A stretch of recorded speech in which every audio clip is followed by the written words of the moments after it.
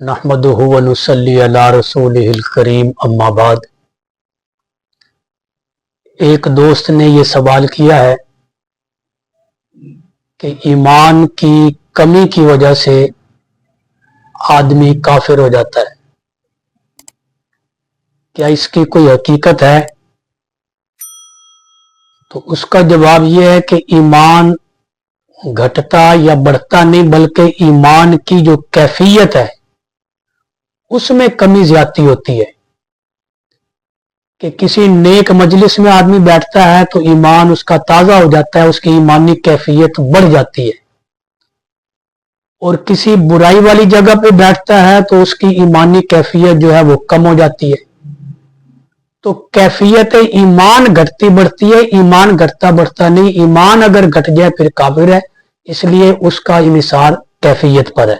एक दोस्त ये सवाल पूछ रहे हैं कि जब मैयत को दफनाकर कब्रिस्तान से निकलते हैं तो कुछ दोस्त 40 कदमों पर खड़े होकर दुआ मांगते हैं, क्या शरीयत में इसकी कोई असल मौजूद है? जी, 40 कदमों पर खड़े होकर दुआ मांगने की शरीयत में कोई असल नहीं है, कोई इसका सबूत नहीं है, ना कुरान में, ना हदीस में, ना आसारे सहाबा में, ना बुजुर्गों की तालीमात में।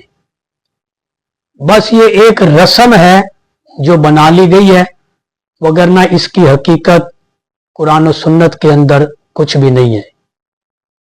कब्र पर अजान पढ़ने के मुतालिक एक दोस्त पूछ रहे हैं कि अजान इसलिए पढ़ी जाती है कि अजान से जो है वो शैतान भागता है। जहां तक हदीस पाक में आता है कि अजान की आवाज जाती है, शैतान उससे भी आगे तक जो है वो दौड़ जाता है, इसलिए कब्र पर अजान पढ़ी जाती है। तो ये उनका दलील बनाना बिल्कुल दुरुस्त नहीं है।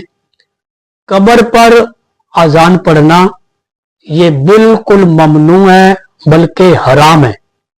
वो जो आप सल्लल्लाहु अलैहि वसल्लम ने बयान फरमाया कि शैतान अजान की आवाज से दौड़ता है, वो नमाज के लिए पढ़ी गई अजान है, कब्र पर पढ़ी गई अजान के मुतालिक ये नहीं है।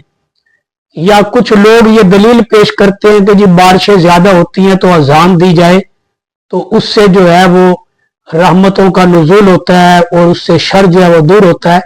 इसका भी कोई सबूत नहीं है कुरान और हदीस के अंदर कि बारिशों के मौसम में जो है वो अजानों की पाबंदी की जाए और अजानें दी जाए, ये भी कोई सबूत नहीं है। इसलिए कब्र पर अजान पढ़ना कतई तौर पर हराम है। मैयत को दफनाने के बाद एक वक्त मखसूस कर लिया जाता है कि मिसाल के तौर पर अगले दिन या तीसरे दिन के लोग जमा होकर बैठ के कलमा शरीफ पढ़ते हैं, तस्बीहात पढ़ते हैं, आयत करीमा पढ़ते हैं, ये सिपारे पढ़ते हैं। तो क्या ऐसा पढ़ना दुरुस्त है? देखें, मैयत के इसाले सवाब के लिए कोई भी नेक काम करना, चाहे वो दुरूद शरीफ हो, चाहे वो कलमा तय्यबा हो, चाहे वो कुरान की तिलावत हो, चाहे वो तस्बीहात हो, आयत करीमा हो, ये बहुत अच्छी बात है। लेकिन इसमें ख्याल ये रखना है कि दिन कोई खास नहीं है कि दूसरे दिन ही हमने इकट्ठे होना है या तीसरे दिन, जब चाहे, जब जिसके पास वक्त हो। इकट्ठा होना भी कोई साबित नहीं है।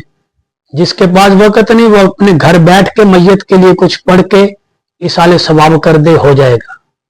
ना इकट्ठा होने का कोई सबूत है और ना दिन का मुतय्यन करने का कोई सबूत है।